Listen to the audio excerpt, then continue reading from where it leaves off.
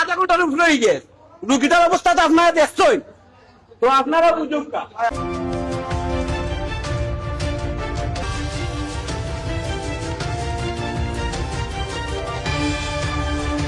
এখানে ইয়ে করছে, মরা রুগী নিয়ে যাচ্ছে হাটে, তারা হাট দেখবে এখন এই অবস্থা। স্যার এই টলির জন্য আমার মা মারা গেছে।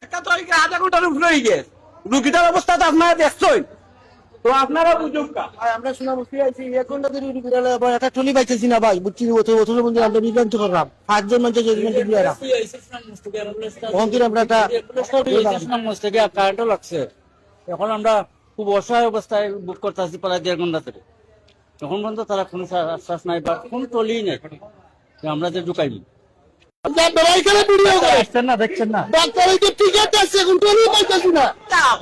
ওনাকে এখন ভর্তি করাতাম, এখন টলি পাইতেছে না, সিএনজির মাঝে রুগীটা মারা যাইতেছে, টলি পাইতেছি না। এই যে দেখেন এসে দেখেন আমার সিএনজি রুগীটা দেখে যান আপনারা আসেন। না বলেন, আপনি বলেন। ওই যে কিচ্ছু নাই, টলি পাইতেছে না, আধা ঘন্টা থেকে 40 মিনিট থেকে আমি এখানে দাঁড়ায় রয়েছি রুগীটা নিয়ে, 40 মিনিট থেকে দাঁড়ায় রয়েছে। এই যে দেখেন আমার রুগী মারা যাইতেছে। আপনারা এখানে ভিডিও করে আসছেন না, দেখছেন না, ডাক্তার এই তো টিকেট আছে, এখন টলি পাইতেছি না। হ্যাঁ আপনারা কোন জায়গা থেকে এসেছেন? আমি তো শাহিদগা থেকে আইছি, আমি শহরে। হ্যাঁ কত সময় ধরে সমস্যা অপেক্ষা তো আধা ঘন্টার উপরে হয়ে গেছে, রুগীটার অবস্থা তো আপনারা দেখছেন, তো আপনারা বুঝুন কা। আমরা শোনা বসে আছি, এখন পেয়েছি কোথায়, এই তো এখন যাইতেছে এখানে ইয়ে করছে, মরা রুগী নিয়ে যাচ্ছে হাটে, তারা হাট দেখবে এখন এই টলির জন্য আমার মা মারা রুগী নিয়ে আসতে এত বড় রুগী যায়, আমাদের এত বড় রুগী যাও, এটা ওরা চিন্তা করে না, ওরা ওদের সব ইয়াও পাবে, এরা সিরিয়াল মেনটেন করে।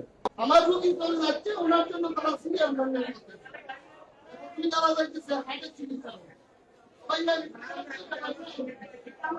কিতা কইতাম আপনারা, আমার মা নাই, আপনারা কিতা কইতাম। পরে যে নির্যাতিত আমরা আমি আকুল আবেদন করব এই নির্যাতন থেকে আমরা রেহাই দেওয়ার জন্য। 1 2 নম্বরে এই ইমার্জেন্সি রোগীগুলা নিয়ে এলে পরে টলির যে অবস্থান, টলিয়ারা স্টক রাখিয়া রোগীরে জিম্মি কইরা অনেক সময় 1 ঘন্টা 2 ঘন্টা 3 ঘন্টা দাঁড় করায় রাখা হয়। এগুলো থেকে আমরা যাতে রেহাই পাই এই দিকে দৃষ্টি রাখার লেগে স্বাস্থ্য বিভাগের স্বাস্থ্য মন্ত্রী দৃষ্টি আকর্ষণ করছি।